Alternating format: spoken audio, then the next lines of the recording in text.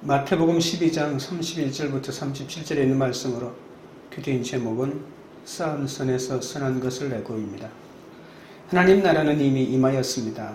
왜냐하면 예수님은 성령으로 귀신의 나라를 폐하고 하나님 나라를 세우셨기 때문입니다. 물질과 정욕의 귀신에 사로잡혀 믿음의 눈이 멀고 말 못하는 데서 우리는 고침을 받아야 합니다. 그리고 하나님의 능력과 어로심을 인정하지 못해서 스스로 분쟁하며 황폐해진 데서도 회복되어야 합니다. 나의 강함이 성령에 결박당해야 하고 믿음을 회방하는 각자의 마음에 있는 죄악이 무너져야 하는 것이죠. 가정과 교회와 나라와 각 기관의 강한 자들이 성령에 결박당해야 하나님의 통치를 받을 수 있습니다. 예수님은 사람에 대한 모든 죄와 모독은 사심을 얻지만 성령을 모독하는 것은 사심을 얻지 못한다고 하십니다. 사탄의 권세를 파하는 것은 오직 성령의 능력으로만 가능합니다. 그래서 예수님은 하나님 나라는 열매로 알 수 있다고 하셨죠. 내 속에 쌓은 것이 선인지 악인지 말씀에 비추어 돌아보아야 합니다. 사람은 자신이 하는 말로 의롭다함을 받거나 정죄함을 받는다는 사실도 잊어서는 안 됩니다. 첫째로 사심을 얻지 못하는 죄입니다. 31절입니다. 그러므로 내가 너희에게 이르노니 사람에 대한 모든 죄와 모독은 사심을 얻되 성령을 모독하는 것은 사심을 얻지 못하겠고, 바리새인들의 악의적인 말을 들으신 예수님이 성령에 대한 모독과 성령을 거역하여 말하는 것을 말하면서 그들의 태도의 심각성을 지적하십니다. 예수님은 먼저 사람들에 대한 모든 죄와 모독, 인자를 거역하여 말하는 것은 용서받을 수 있다고 하시죠. 하지만 성령을 모독하거나 거역하여 말하는 죄는 이 세대에서나 오는 세대에서도 영원히 용서받을 수 없다고 하십니다. 다윗은 간음과 살인을 행하였지만 자기 죄를 회개하여 용서를 받았습니다. 바울도 교회를 찬멸하며 믿는 사람을 핍박했지만 사함을 받아 복음을 전하는 사역을 하고 있지 않습니까? 베드로도 예수님을 말로 저주하고 배신했지만 용서를 받았습니다. 바울이 믿는 사람을 핍박한 것은 예수를 믿기 전인 성령이 임하기 전입니다.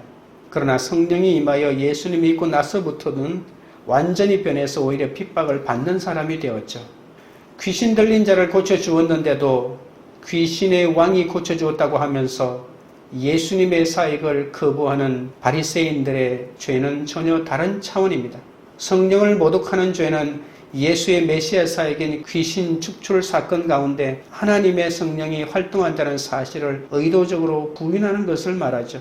예수님의 메시아 사역을 받아들이기를 거부한 바리새인들은 예수님의 사역 가운데 핵심인 예수님의 용서의 은혜도 누릴 수 없게 되는 겁니다. 32절입니다. 또 누구든지 말로 인자를 거역하면 사심을 얻되 누구든지 말로 성령을 거역하면 이 세상과 오는 세상에서도 사심을 얻지 못하리라. 하나님은 감당하지 못할 시험을 허락지 아니하 시기 때문에 우리가 연약해서 거짓말을 하더라도 인도해 가십니다. 우리에게 무조건 끊고 내려놓으라고 하지는 않으십니다. 누울 자리를 보고 포기하기도 하시는 거죠. 날마다 하나님의 뜻대로 살지 못해 눈물 흘리는 것과 바리새인처럼 사탄과 내통하여 귀신을 쫓아냈다고 비아냥거리는 것은 전혀 다른 겁니다. 하나님의 능력을 부인하는 바리새인의 이런 말은 용서를 받지 못합니다. 살다 보면 연약해서 말로 거역할 수도 있지 않습니까? 그런데 하나님의 선물인 용서를 거절하면 용서받을 수 없는 영벌을 받게 되는 것이죠. 용서는 성령의 힘이 아니면 받을 수 없습니다.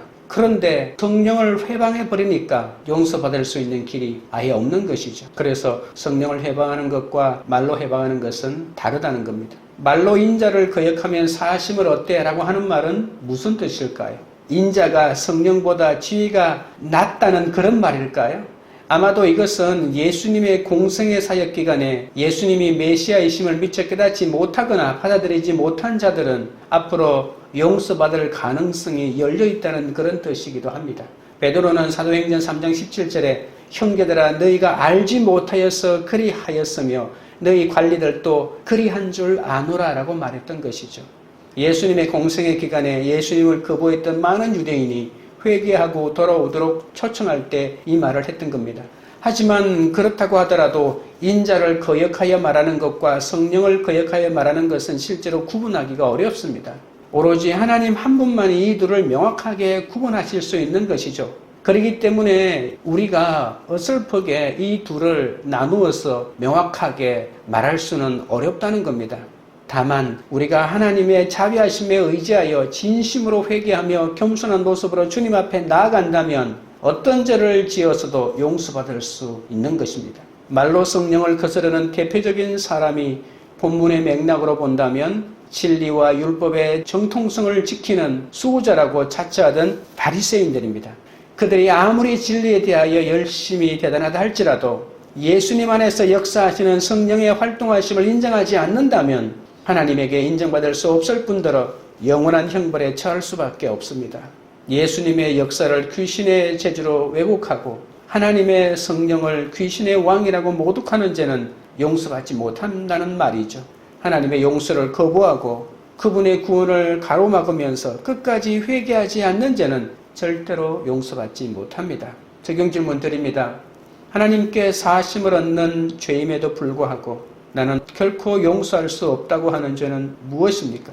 둘째는 마음에 가득한 것입니다. 33절입니다. 나무도 좋고 열매도 좋다 하든지 나무도 좋지 않고 열매도 좋지 않다 하든지 하라. 그 열매로 나무를 아느니라. 하나님 나라가 임한 사람은 그 열매로 알 수 있습니다. 나무가 좋으면 열매도 좋고 나무가 좋지 않으면 열매도 좋지 않는 것이죠.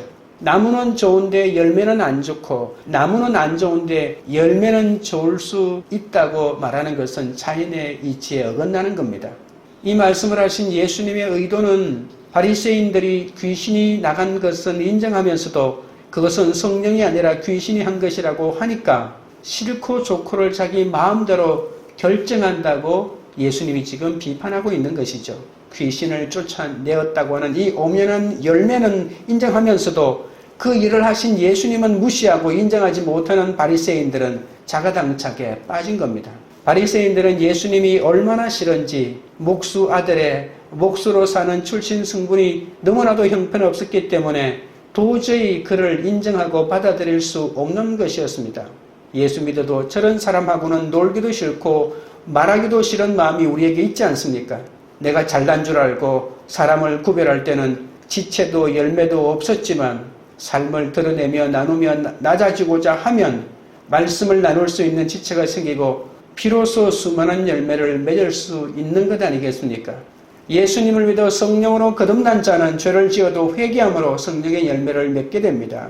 하지만 예수님을 믿지 않는 자는 끝으로는 착해 보여도 회개의 열매가 아닌 자기의의 열매를 맺을 뿐입니다. 34절 35절입니다. 독사의 자식들아 너희는 악하니 어떻게 선한 말을 할 수 있느냐. 이는 마음에 가득한 것을 입으로 말함이라. 선한 사람은 그 쌓은 선에서 선한 것을 내고 악한 사람은 그 쌓은 악에서 악한 것을 내느니라.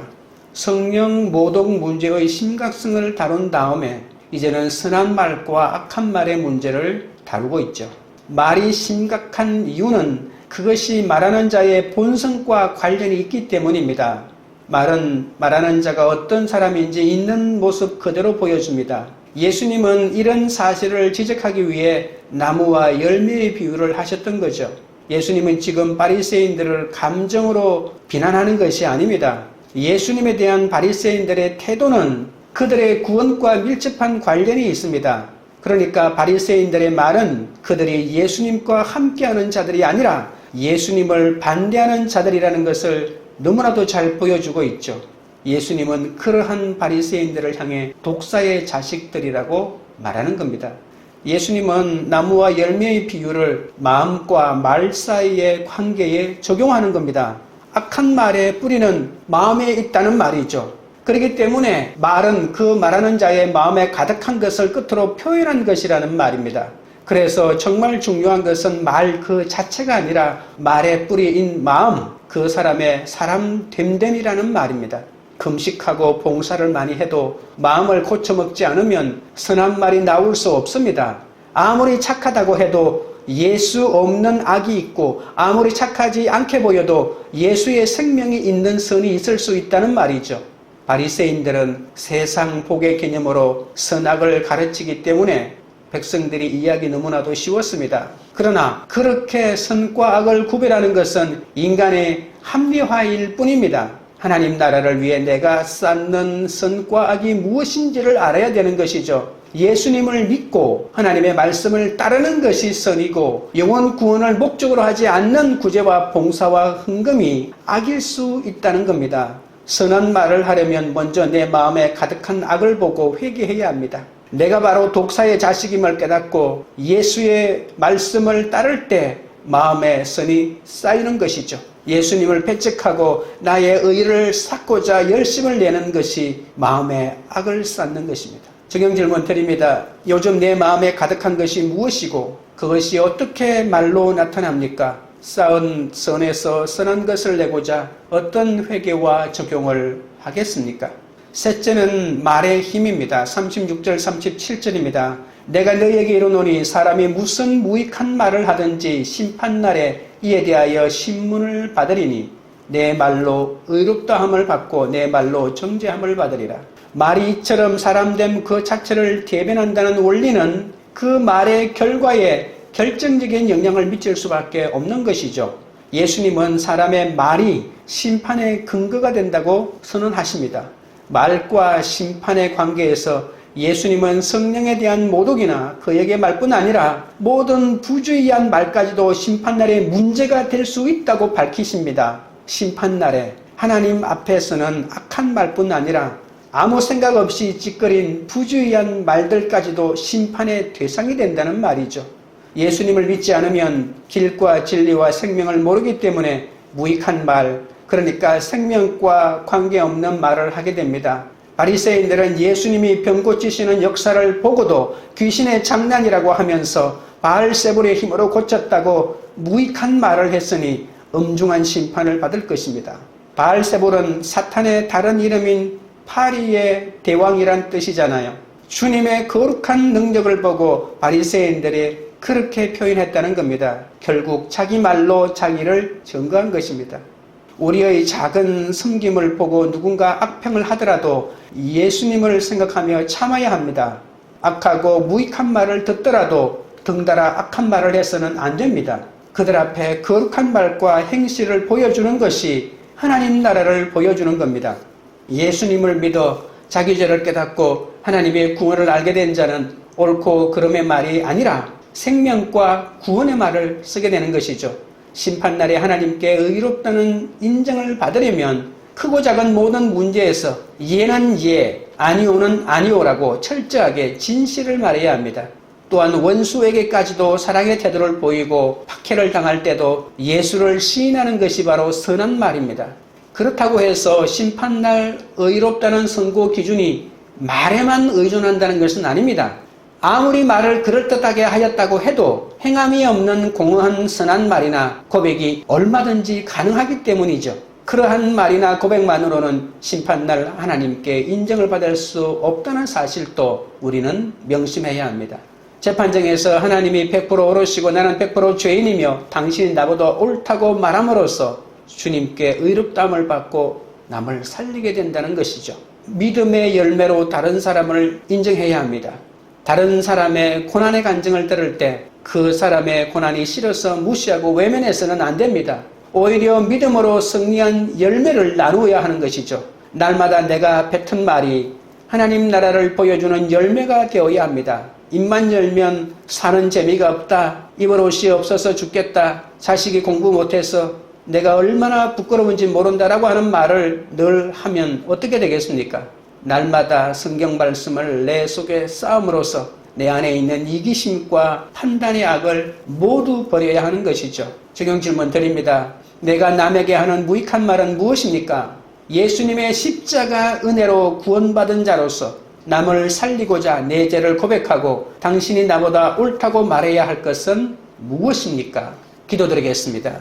하나님 아버지, 하나님의 용서를 거부하고 구원을 가로막으면서 끝까지 회개하지 않는 죄는 사심을 얻지 못한다고 했습니다. 나도 모르게 성령을 모독하고 구원을 회방할까 두렵사오니 불쌍히 여겨주시고 성령을 모독하고 구원을 회방하는 바리새인들의 죄에서 저를 지켜주시고 언제나 주님의 용서와 사하심을 얻게 하여 주시옵소서. 예수님을 배척하고 나의 의를 쌓고자 열심을 내는 것이 마음의 악을 쌓는 것이라고 했습니다.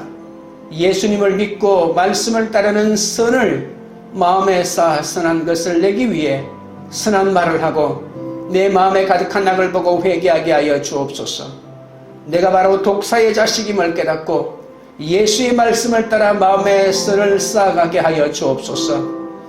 예수님을 믿어 자기 죄를 깨닫고 하나님의 구원을 알게 된 자는 옳고 그름의 말이 아니라 생명과 구원의 말을 쓰게 된다고 했습니다. 판단과 정죄의 말이 아니라 용서와 회개의 말을 하므로 의롭다함을 받도록 역사하여 주옵소서.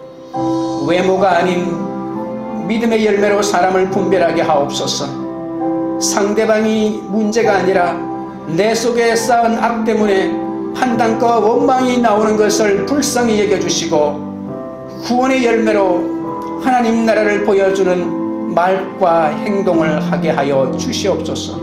광교리들 교회가 하나님께 사하심을 얻는 죄인으로 다른 사람의 죄를 용서하는 공동체가 되게 하옵소서. 각자의 마음에 가득한 것이 말로 나온다는 것을 알고 쌓은 선에서 선한 것을 내기 위해 회개와 적용을 하는 공동체가 되게 하옵소서.